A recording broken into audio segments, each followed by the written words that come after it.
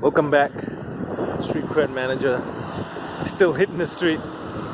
Now, we've covered off the first major tip for a new manager in a new environment. It's a bit cooler today, so I've got my beanie on. Still going on the walks. So, what's the second major tip? I feel the second major tip is about building resilience. It's about having resilience. It's about displaying resilience. What do I mean by resilience? Okay. So resilience is when, if you look at it in scientific terms, is when an object can bounce back to its original shape, state, however you want to call it. In human beings, it's the ability for a human being to bounce back from difficulties and adversities. When you're a new manager, when you're new in a role, when you're new in any job, you can be sure that you're going to make mistakes. Your manager knows that, you know that. You're going to try your level best, and even when you do try, you're going to make some mistakes. When those mistakes happen, your ego takes a blow. Your confidence takes a blow. You start to feel like you're inadequate. You're not good enough. You can't do the job. All these things play on your mind. They play on your mind and they create different scenarios. And mind's a very tricky thing. When you're high up and you're riding that wave, you're in a perfect scenario. But when you come down and reality hits, you're not as perfect as you thought you were. You're not all that. You haven't created something that's uniquely different. And now you're failing, which everyone will at some point. It's a very hard thing for any human being to take. Now, having resilience is not easy, especially when the situation is a very particularly difficult one. Okay? I'll give you an example. I like to use stories to explain a lot of things that I say. And one of the stories that I have is based on boxing. Now, I feel that resilience is a natural act. Human beings have it. The fact that Australia is where it is because the pioneers had resilience. They fought back against any adversity to build something uniquely different. And in doing that, what they did was they created and forged a whole new country, new culture. They made something out of nothing. Okay? And that takes a lot. In my books, that's probably the biggest example of resilience. I used to box when I was in the army. And I boxed at a light heavy category. I'll probably never go back to that category ever again in my life. And I had 38 fights, 33 wins, a couple of knockouts. Okay? But I'll give you an example of some of the guys that I looked up to. Now, one of the best boxers at that time was Mike Tyson. He would come in the ring, he would totally demolish somebody within a couple of seconds. Before the round was through, whoever was standing against him would be on the mat. Okay? Now, at the height of his career, his knockout times was 1:50 into the first round. Now that is a really big knockout. That is a really big achievement. And right at that point, there was nobody who wanted to fight with him anymore. They couldn't find anybody else. They found that he was too strong and he was no longer a contender. He was the champion, right? There was no contender out there that can match him inch for inch, bone for bone, and really go toe-to-toe with him. They found Buster Douglas. Give you a little bit of background about Buster Douglas. Buster Douglas was a guy who was not really at the top of his game. He wasn't really doing very well. He wasn't the best boxer. as far as resilience went, he had absolutely none of that. He actually, the fight before getting in the ring with Mike Tyson, he actually threw the fight. He said, screw it, I'm out, I can't handle this. And he actually threw the fight and walked out. Something happened. Let's look at the events that brought him to that stage. When he signed up to fight with Mike, he was older than Mike at the time. He had a slightly longer reach, which meant he could hit him harder. But he didn't have the techniques, he didn't have the power, he didn't have the strength, he didn't have the edge. Now, to be a really good boxer, you've got to have that killer instinct. You have to have that instinct inside of you that goes in and says, I'm going to make sure that this person loses, and I'm going to walk out of there in X amount of minutes. That confidence only comes from winning matches. It doesn't come from talking about it. So Buster Douglas was a average boxer at the time. Now, when he signed up for the fight, he had no choice. No one else wanted to fight. So they put him up.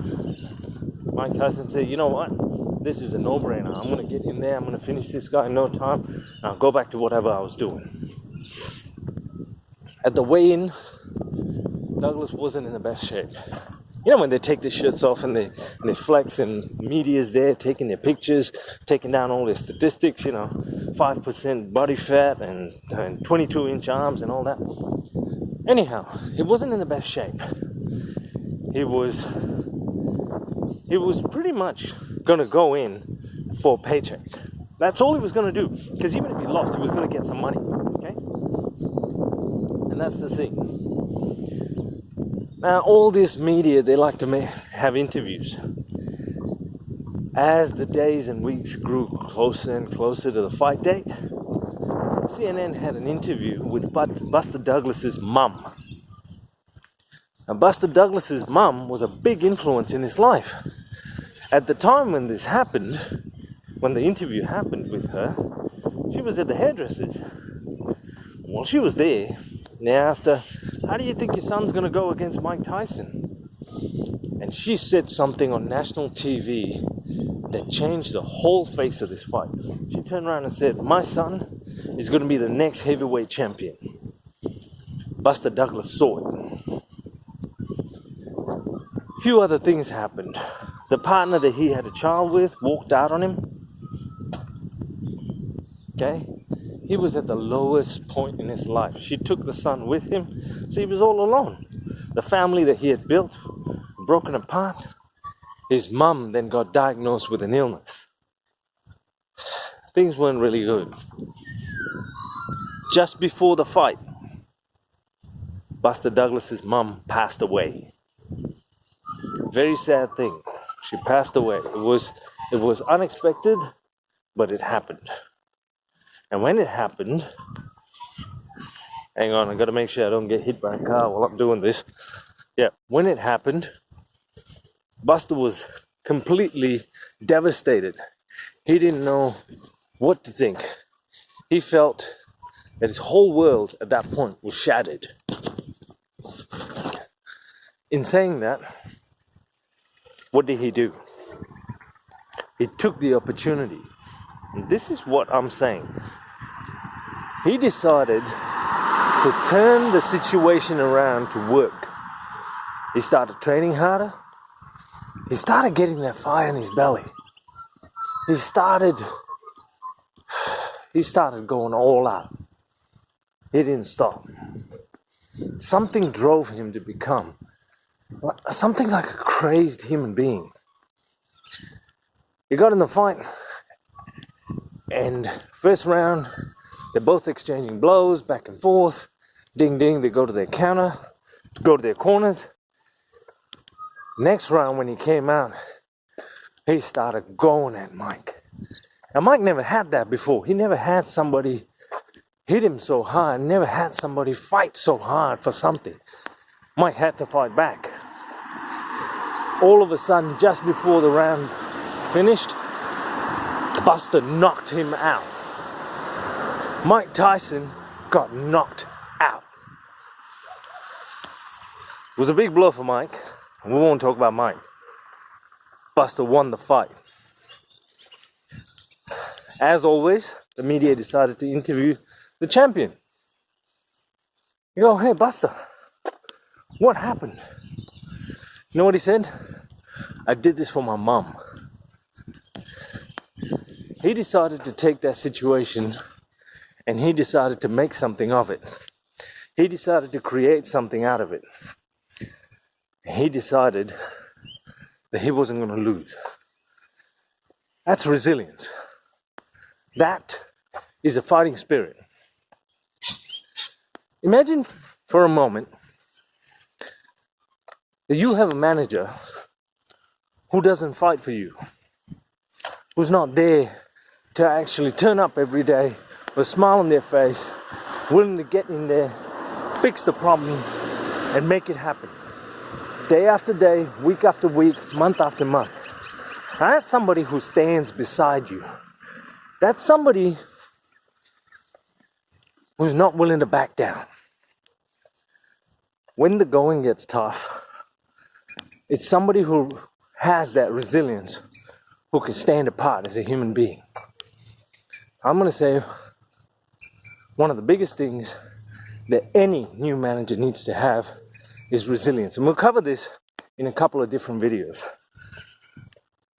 But at this stage, I'm going to leave you with the story of Buster Douglas.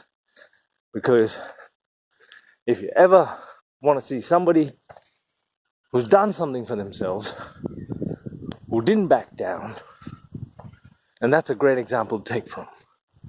That's somebody with fire in the belly. So as a manager, when you see, I'll give you a real life example. I turned up for work one day and I got told, by Friday 3 p.m, here's a list of 8 things that you need to have done. Looked at the list. Was pretty achievable. Friday 2 p.m, I'm sitting down with the manager. This isn't my last place of work. This is where I worked previously, all right? And I'd done 7 out of 8. And for the one thing that I did not do, I had to sit there for 25 minutes and get chastised, told off for that one thing I didn't do. Now, when I walked out of that room, I felt like shite. I've been busting my hump from Monday to Friday, and this is what I get? This is the thanks? This is as good as it gets? My confidence was totally shattered, okay? But then, and here's the thing, it's a funny thing about life. Sometimes you get inspired by some of the things that you don't even expect. I went out with my daughter to get donuts. And my daughter goes, "Eddie, what's wrong?" So I said, Daddy made a mistake at work. And she turned around and said this to me. She said, "That's all right, Dad.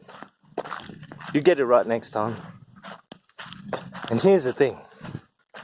A manager who's not willing to pick themselves up, dust themselves off, and go another round is somebody who's given up.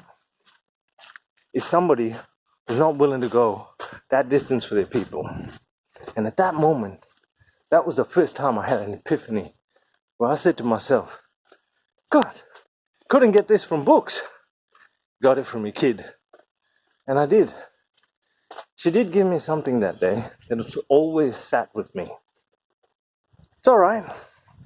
I'm a human being and I make mistakes. And I'm going to keep making mistakes. But the difference is, I'm going to learn how to make less mistakes. I'm going to learn from those mistakes. And I'm going to achieve something that's singularly different. Every day when I look at the teams that I actually have to manage, I get told of that in some small way. It gives me something to grow with. It tells me your problems aren't that big. The people around you who are turning up for work every day, they're handling a lot more at home. So as a new manager, pick yourself up. Don't be afraid to make the mistake. Be resilient. Be strong. Because the only way you can do this well is to make a mistake, learn from it, and grow from it.